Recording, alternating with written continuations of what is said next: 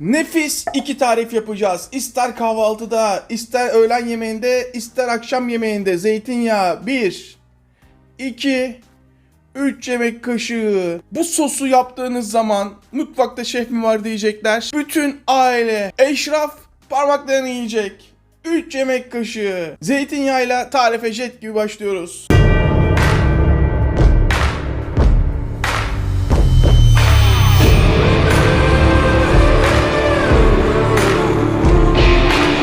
Bir soğan. Orta boy bir soğan. Bu sosu istediğiniz malzemeyle rahat rahat kullanabilirsiniz. İster köfte, ister sucuk, ister sosis. Kahvaltıda sizi lezzete boğacak müthiş bir tarif. Şimdi yemeklik bir şekilde küçük küçük küp küp soğanı doğruyorum. İşte bu. İnce ince doğradığım soğanları hemen tavanın içine. Bugün de kahvaltıcılarla aramızı bozuyoruz. Şimdi hemen 2 çay kaşığı şeker. Tuz. Eğer tuz ve şeker atarsanız hem daha lezzetli olur hem de çok daha hızlı karamelize olur, pişer soğanınız. Tuz ve şeker. Yıl 365 günse herhalde 5 günü kahvaltı yapıyorumdur. 360 gün kahvaltı yapmıyorumdur. Ama akşamüstleri çay, beyaz peynir, yumurta kahvaltı yapmaya bayılırım. Ama sabah yapmam. Niye? Çünkü bir vampirin tarif defterinden bildiriyorum. Fakat bugün erkenciyiz. Şu anda saat akşamüstü 7. Şimdi şöyle bir karıştırdıktan sonra soğanı tavayı yiyorum. Kendi kendine pişmesine izin veriyorum.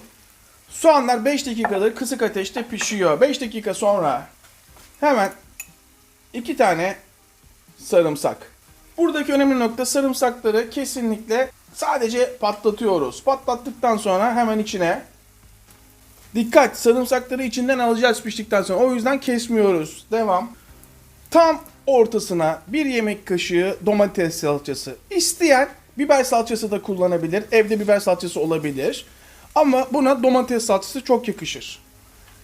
Biraz önce telefonum çaldı. Bir arkadaşım arabasını değiştirecek. Daha önceki eski kullandığım model bir arabanın özelliklerini soruyor, alayım mı diye. Valla ben artık araba almıyorum. 18 yaşında bir arabam olsun diye ölüp bitiyordum. Babam araba almak istemedi bana. Annem kendi imkanlarıyla bana bir tane Renault bir araba aldı, tamam mı? Fakat eski model. Bir gün de babam bizim büyük dükkana giderken beni götür dedi. Tamam baba dedim, atla. Torpido gözünü açınca torpido gözü bozukmuş. Ayağına düştü adamın. Bu arada salçayı artık birleştiriyorum. Böylece koruma çekiyor. Unutmayın, salça yemeğinize koruma çeker. Yanma riskini ortadan kaldırır. Torpido gözü ayağına düşünce camı açtı. Torpido gözünü fırlattı. Beni dedi sağda bırak. Küfür, kıyamet. Sizin de arabanızı da cartınızı curtunuzu. Abi baktım ertesi gün arabayı satmış bu. Ben okuldan gelirken. Vay sen nasıl arabayı satarsın, bana annem almıştı falan filan derken bu evin kralı benim istediğimi yaparım dedi. Sattı arabayı. Fakat annem buna bir tavır yaptı. Yemeklerde orada burada adam artık o tavırdan, o annemin yüzünden kurtulmak için bir gün okuldan geldim. Yürü dedi, biz Bakırköy'de oturuyoruz, sahile ineceğiz. O zaman da bilenler bilir, sahilin her tarafı otogalerici. Kısık ateşte 2-3 dakika pişmesine izin veriyorum.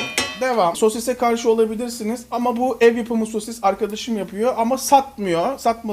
Satmadığı için şuradan alabilirsiniz, buradan alabilirsiniz diyemiyorum. Ama bir gün çağırırız, tarifini yapar burada. Şimdi bakın, bir parmak kalınlığında, tamam mı? Bir parmak kalınlığında hepsini kesiyoruz.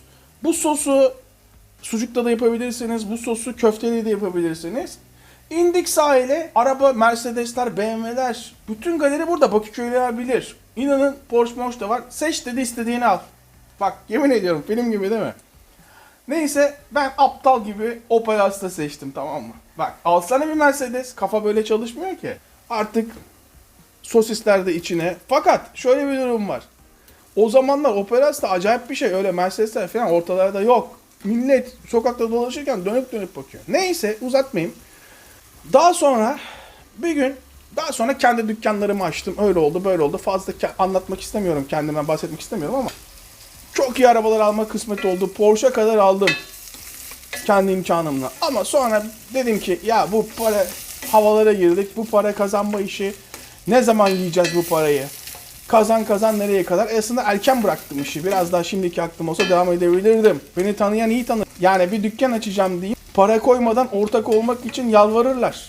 Bu işleri yapanlar, bu işlerin böyle döndüğünün nadir adamlar olduğunu bilir. Neyse, konuştukça şimdi kendini övüyor gibi oluyor. O yüzden kendimi anlatmıyorum. Neyse, bir gün Boğaz'da arkadaşlarla onlar yediler işte. Ben bir dübe rakı içtim. Araba var diye. O zaman da Beylikdüzü İnovya'da ev var bende. Orada oturuyorum. Dönerken köşeye iskartaya yatmışlar. Marmara Park'ın oraya. Oraları bilenler bilir. Hemen bakın şimdi. Bütün lezzetini verdim. Görüyor musunuz? Bütün lezzetini verdim.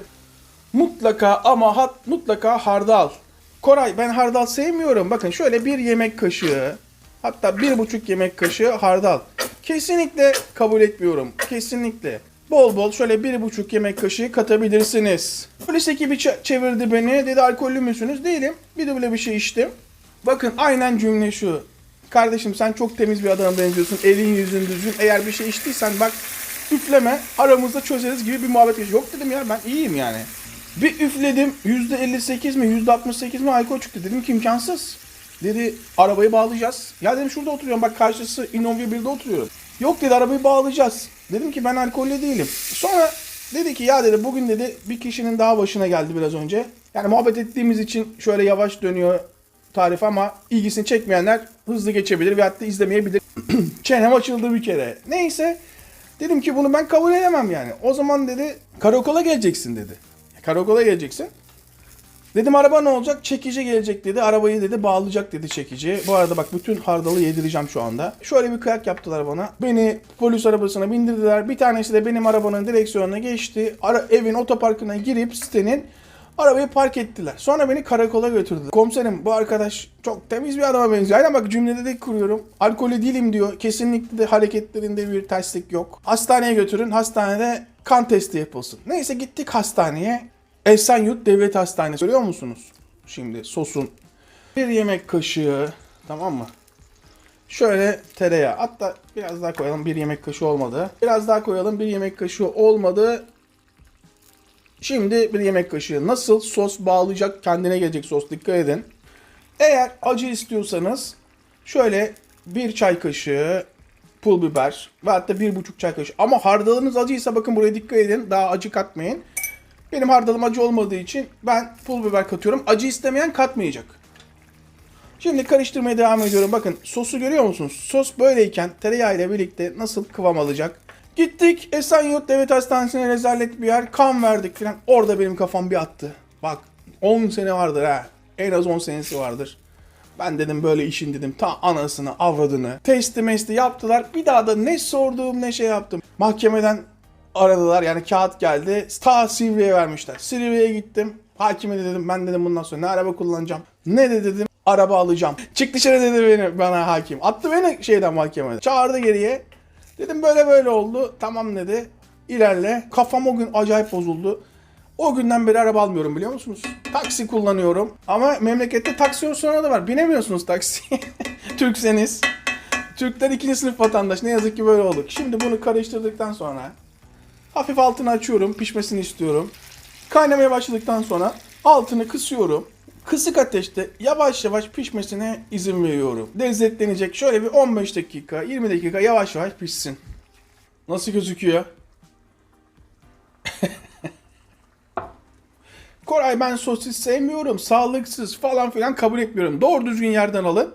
Ev yapımı alın. O zaman sağlıksız olmaz. Bildiğiniz yerden alırsanız. Bunu sucukla da yapabilirsiniz. Ya da köfte sosu olarak da kullanabilirsiniz. Sulu köfte gibi. Açın ağzınızı. Bunu mutlaka denemelisiniz bunu da. 3 parmak tekniği. Yıllarımı aldı.